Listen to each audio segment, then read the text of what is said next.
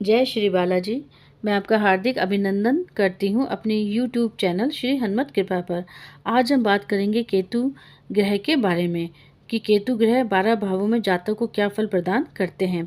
सबसे पहले हम केतु ग्रह के विषय में बात करेंगे। केतु देव भी राहु देव की तरह ही छाया ग्रह होते हैं। वैदिक शास्त्र व वैदिक ज्योतिष में केतु देव को महत्वपूर्ण स्थान प्राप्त होता है। केतु देव अध्यात्म, वैराग्य, मोक्ष, तांत्रिक क्रिया आदि के भी कारक होते हैं।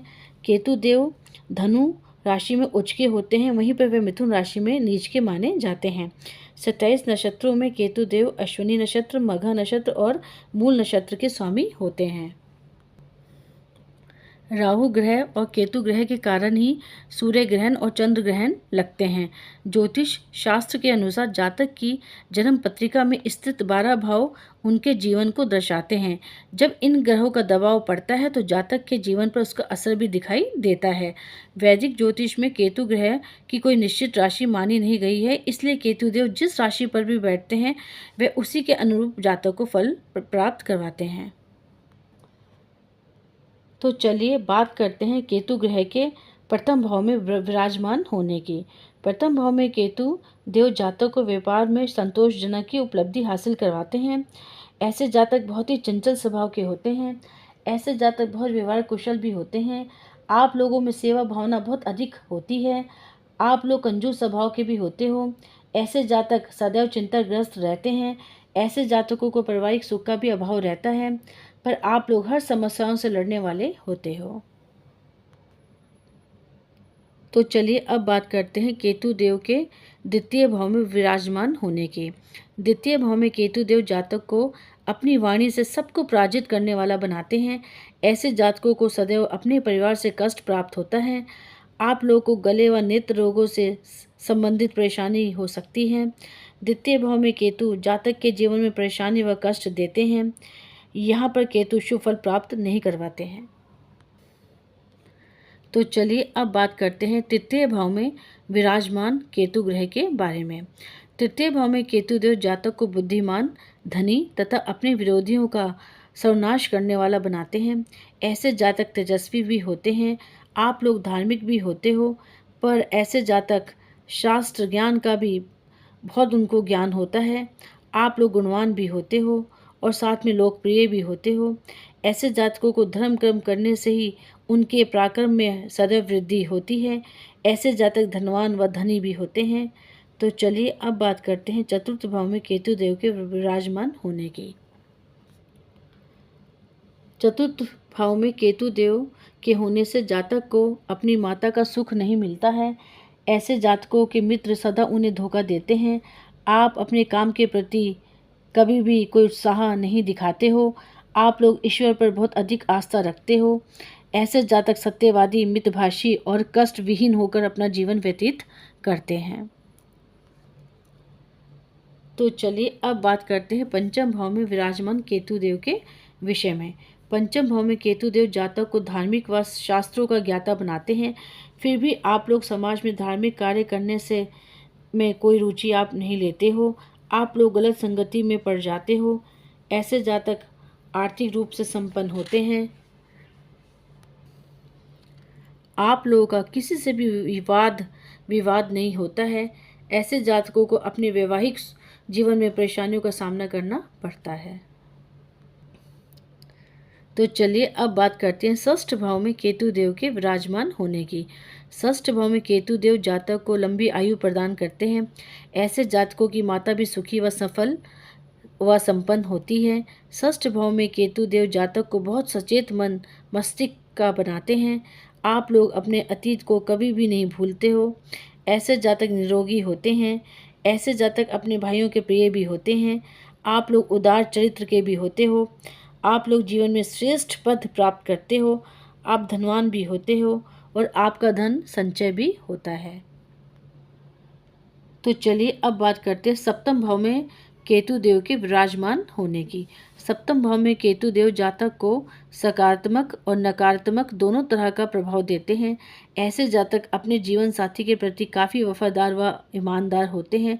फिर भी इन्हें अपने जीवन साथी से प्यार व सम्मान प्राप्त नहीं होता है।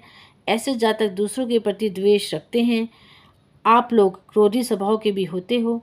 आप लोग बहुत भावुक होते हो। सप्तम भाव में केतु कहीं जगह पर जातक को प्यार, सम्मान व व्यापार में अपार सफलता दिलाते हैं। तो चलिए अब बात करते हैं अष्टम भाव में विराजमान केतु देव की। अष्टम भाव में केतु देव जातक को शुभ फल प्राप्त करते हैं। ऐसे जातकों को अध्यात्म की तरफ उनका रुझान होता है। ऐसे जातक तंत्र विद्या व ज्योतिष शास्त्र में बहुत आगे जाते हैं। इन्हें ईश्वर की तरफ से आशीर्वाद प्राप्त होता है। ऐसे जातकों को पहले ही अच्छा या बुरा होने का ज्ञात हो जाता है। आप लोग को हमेशा स्वास्थ्य को लेकर सावधान रहने की आवश्यकता होती है।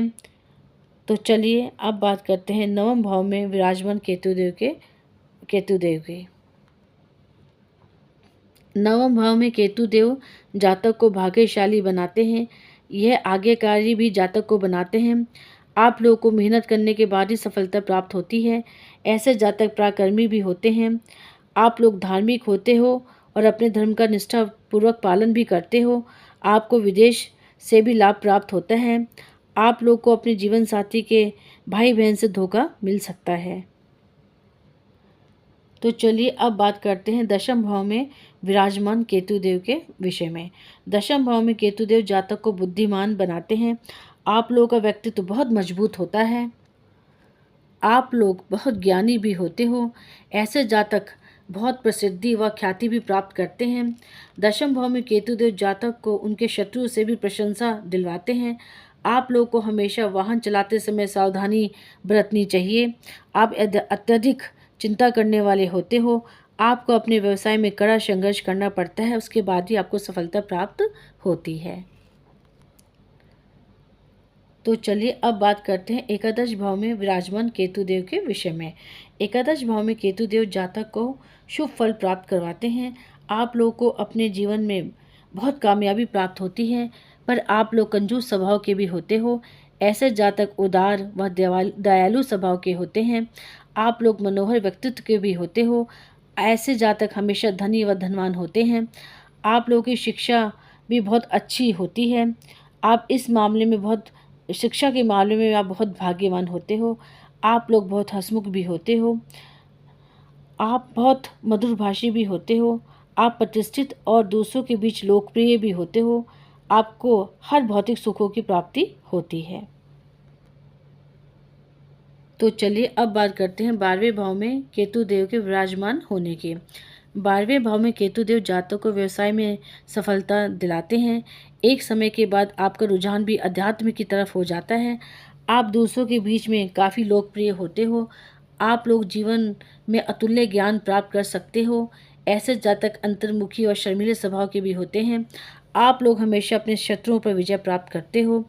आप लोग विदेश यात्रा भी करते हो या विदेश से लाभ भी कमाते हो। ऐसे जातक 28 वर्ष की आयु तक बहुत आर्थिक समस्याओं का उन्हें सामना करना पड़ता है और उसके बाद उनकी ज़िंदगी में उनकी ज़िंदगी में तरक्की होती चली जाती है। तो आज हमने बात की केतु देव के 12 भावों में उनके फल व प्रभाव के बारे में। अगर आपको मेरा ये वीडियो पसंद आया हो तो कृपया आप इसे लाइक करें, शेयर करें और मेरे चैनल को सब्सक्राइब करें। आपका धन्यवाद। आपका हार्दिक अभिनंदन।